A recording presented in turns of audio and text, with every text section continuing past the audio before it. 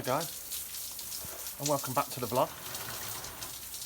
Don't forget like and subscribe and turn on that little bell notification. Right now, just quieten this down a bit. Right now we're in here, don't tell you this, with my favourite guy Zeus. He's a golden eagle, and at this time of year he chills out, and really the only sort of workload he does this year is a bit of photography sessions really, and he'll be out properly flying and hunting again at the beginning of October, all through the winter months. Most of you guys know what I do really is visiting schools all around the UK, and Zeus is often an important part of that team. But right now he's molting, he's chilling out. If you look around, what we're doing, we're maintaining the aviary today, cleaning the water, raking and blasting all the poo through the gravel, anything, any residue with the hose. And if you look at all these feathers and little underdown feathers everywhere, bear in mind I've just raked up a load of them. Now if we leave all the feathers and we leave all the pellets of fur and feather that he coughs up every day, he's a bird of prey, they cough up pellets of what they can't digest. If we leave that in the aviary, what we really encourage more than anything else is clothes moths. Because before we were around with our clothes moths spent a lot of their time nesting or living in birds' nests where they'd eat all the detritus and the feathers. If you end up with an aviary full of filth and feathers and edible material for a clothes moth caterpillar, they're only one step away from at night actually nibbling the feathers actually on the bird. And if those feathers get damaged, they're like that until they molt the following summer. And they can actually be, feather mites, feather lice and clothes moths can actually be a real problem for any kind of bird keeping. Key thing, keep the places clean and tidy. You're not going to get a sort of an infestation of them. So the maintenance involves scrubbing the bath, fresh water, scrubbing all the poo out. We've actually got a bit of damp-proof membrane where he does most of his poo on the wall, so it's easier to clean off. Pick up the pellets, pick up the feathers, and one thing Zeus does love in this hot weather, he's got a bath. He does really like a darn good shower. Soak him through and cool him off. In general, golden eagles lap at the cold and the rain, and they don't really like the baking hot sunshine. Good thing about Zeus, 7 years old now. Good about Zeus is he's absolutely beautiful to work with. I'm in here, no problem at all, no aggression whatsoever. There's plenty of people with golden eagles that if they're in the aviary with them, they've got to watch out because the golden eagles can get a bit sort of uppity that the falconer's in their territorial space. Zeus, no problem whatsoever, and we love him. Anyway, let's see what's in the rest of the vlog.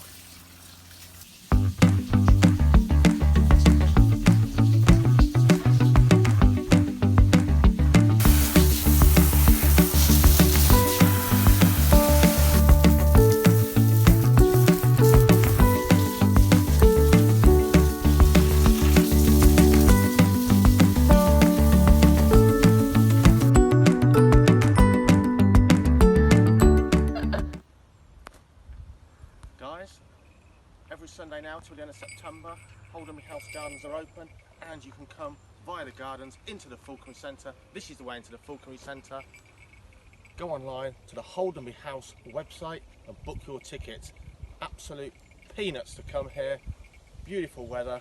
Why not kill a couple of hours, enjoy a walk around the gardens, the Falconry Centre, and then have a nice bit of cake and tea or a pop from Connie's caravan on your way out. So we've gone from the biggest bird here, the golden eagle, to almost the smallest, and that's Pedro the burrowing owl.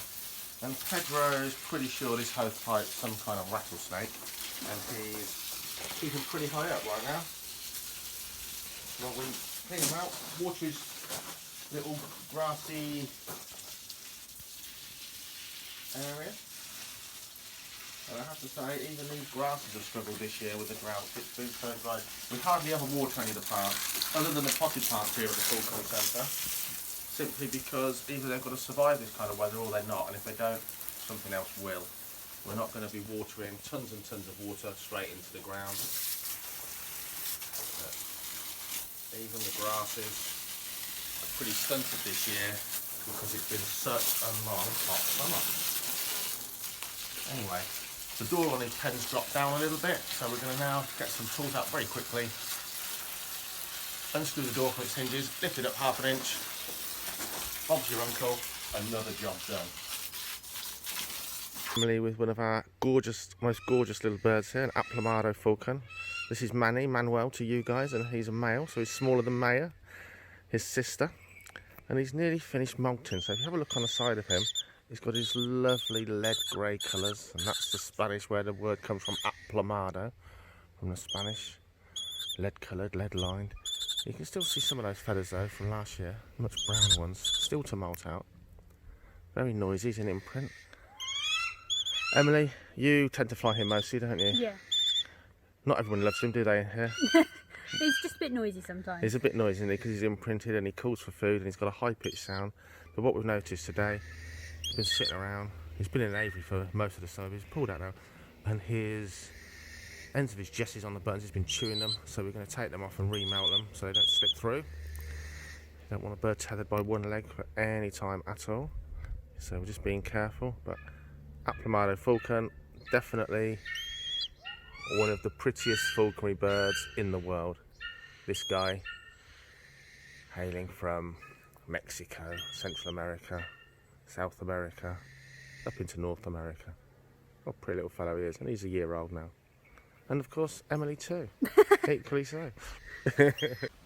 So we're just sort of packing away here today. It's hot, we've done everything we need to do, and quite a lot, because we have got the Falconry Centre open tomorrow to the general public, which is a rare thing. I'm drinking sugary water, not good for you at all. I've just took the gateway down to a tortoise paddock literally 5 minutes ago, and people think tortoises are slow, unintelligent creatures. They're not at all. They've got an amazing memory. They soon work stuff out, remember it, and this tortoise knows where the gateway is to its paddock, and in 5 minutes she was nowhere near when I just opened that door, nowhere near it. She's already coming out, seeing if genuinely the grass is greener on the other side. And I can tell you now, it's baking hot, the grass is not greener, it's kind of going brown. So good luck. Anyway, we picked a few nice fresh dandelion leaves for her. We're going to put her in her indoor enclosure for now, overnight, so you can have a munch on those. Bless her. Giant sulcata tortoise, really lovely creatures, but they sure do grow and they sure do need some space. Come on.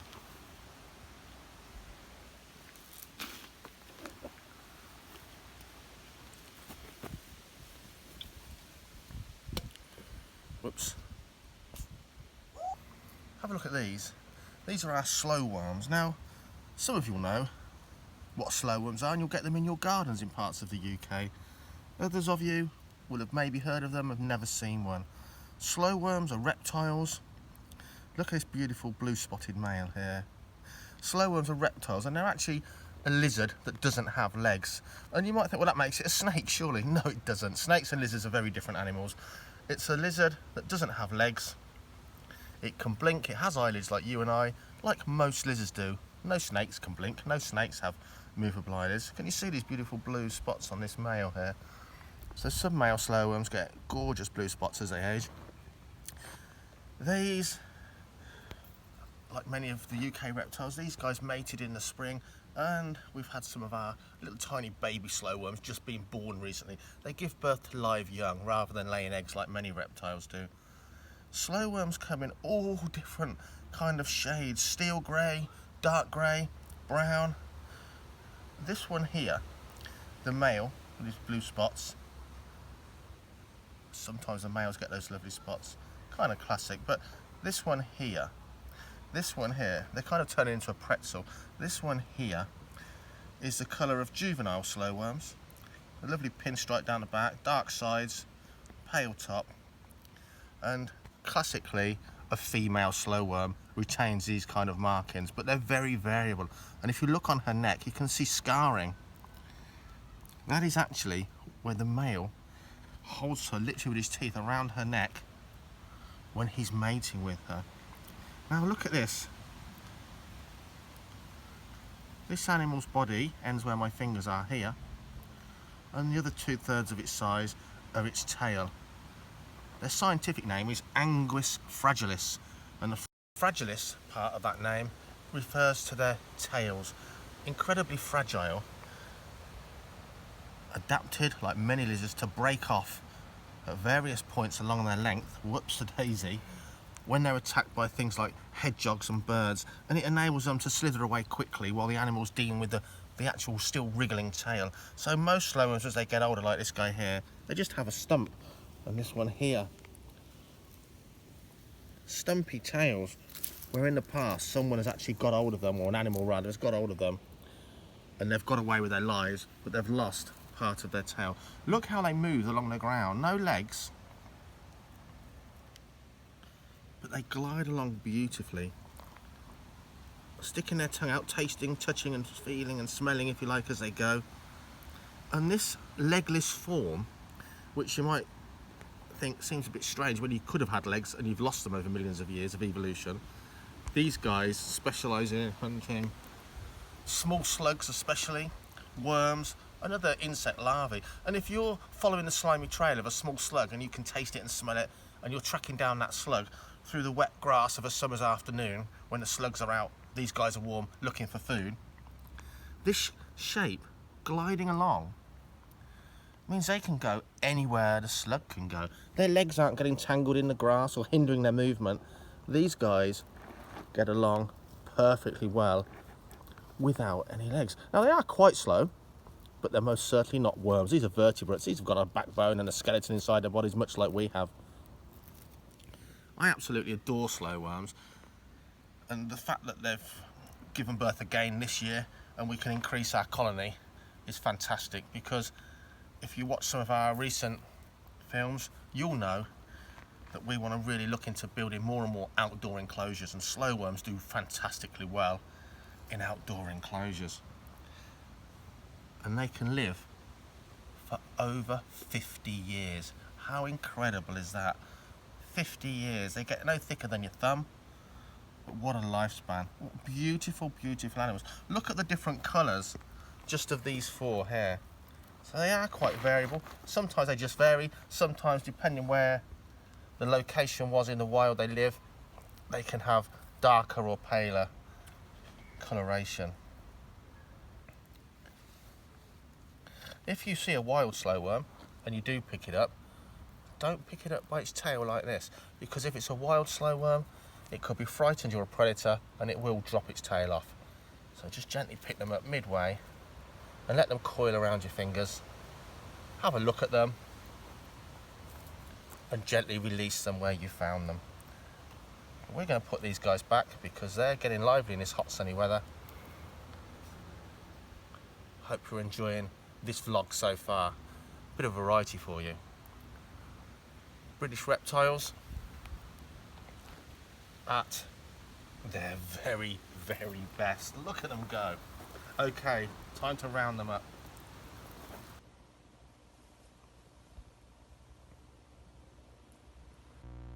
A lot of our birds are hiding in the shade and having their baths and generally keeping cool by chilling out and relaxing. Some of the thermophiles, certainly our vultures and kites from hot countries, although of course they're all born here in captivity in Britain. Deep down, these guys evolved in a hot climate, and they'll sit in the sun, panting because they're hot, but soaking up the rays. Look at this guy here. Looks half dead. Actually sunbathing, pressing itself against the black walls of the aviary to get as much heat as possible. Absolutely crazy. It's 30 odd degrees. Look at that. Absolutely amazing. Soaking up the rays. Yellow-billed kites from Africa.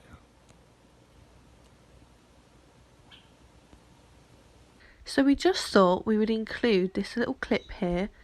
If any of you remember from the last vlog, the little tiny little tortoise that hatched out of the egg. Well, it's now in its new home, and here it is eating, and as you can see, it's already growing.